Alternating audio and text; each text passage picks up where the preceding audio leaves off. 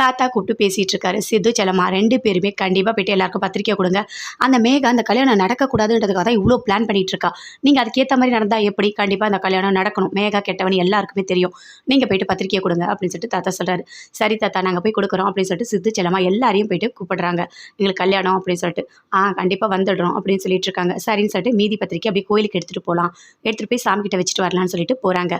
அங்கே மேகாவோட அந்த பாட்டி மாமா 2 பேருமே இருக்காங்க. ரொம்ப பசிக்குது, ஏதாவது சாப்பாடு வேணும் அப்படின்னு சொல்கிறாங்க. அவங்க மாமா போயிட்டு சாம்பார் சாதம் கோயிலில் வாங்கிட்டு வந்து தராரு. சூப்பராக இருக்குது சாப்பாடு. அப்பப்பா என்ன டேஸ்ட்டு! வீட்டில் மகேந்திரன் வீட்டில் இருக்கும்போது கறி மீனாக சாப்பிட்டேன். இன்றைக்கி கோயில் சாப்பாடே கிடைக்கிறது கஷ்டமாக இருக்குது அப்படின்னு சொல்லிட்டு 2 பேருமே பேசிகிட்டு இருக்காங்க. அங்கேருந்து வராங்க. சித்து செல்லம்மா 2 பேருமே கோயிலில் கொடுக்குறாங்க. கோயிலில் கொடுத்தோடனே அந்த பத்திரிக்கையை வாங்குறாங்க. அப்போ கரெக்டாக மேகா வந்து அந்த பத்திரிக்கை கிழிச்சு போடுறாங்க. என்ன கல்யாணம் பண்ணிக்க போறியா? என்ன கர்ப்பமாக்கிட்டு நீ இன்னொருத்தவங்களை கல்யாணம் பண்ணிப்பியா? அதுவும் இந்த செல்லம்மாவை நான் விட்டுருவேன், கண்டிப்பாக நான் விட மாட்டேன் அப்படின்னு சொல்கிறாங்க. சித்துக்கு பயங்கரமாக வந்து தவளையிலேயே அடிக்கிறாரு. உனக்கு எவ்வளோ திமிரு இருந்தால் நீ இந்த மாதிரி பேசிகிட்டு இருப்ப, போங்கிறது அப்படின்னு சொல்லிட்டு பயங்கர கோவமாக சித்து செல்லம்மா வீட்டுக்கு வராங்க.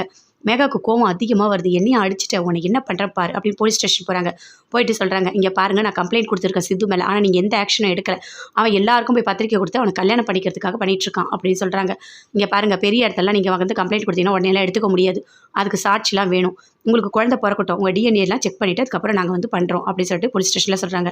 அப்போ நீங்கள் எதுவுமே பண்ண மாட்டீங்களா அப்படின்னு சொல்லிட்டு போகிறாங்க. போயிட்டு எல்லாருக்குமே பேட்டி கொடுக்குறாங்க. இவன் வந்து என்னை வந்து பாலியல் பலாத்காரம் பண்ணிட்டான் அப்படின்னு சொல்லிட்டு சித்துவை டிவியில் எல்லா நியூஸ்லேயும் வருது. அதை பார்த்தோன்னே சித்து வீட்டில் இருக்க எல்லாருமே பயங்கரமாக ஷாக் ஆகுறாங்க.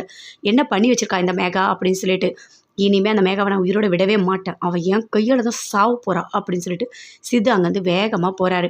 இங்கே பாரு சித்து, இப்போ எதுவுமே பண்ணக்கூடாது, அமைதியாக இரு. இப்போ நீ ரொம்ப அமைதியாக இருக்கிறது முக்கியம், புரியுதா? அந்த மேகா என்ன நினைக்கிறாளோ அதை நிறைவேற்றுறதுக்கு எல்லாமே பண்ணிகிட்ருக்கா.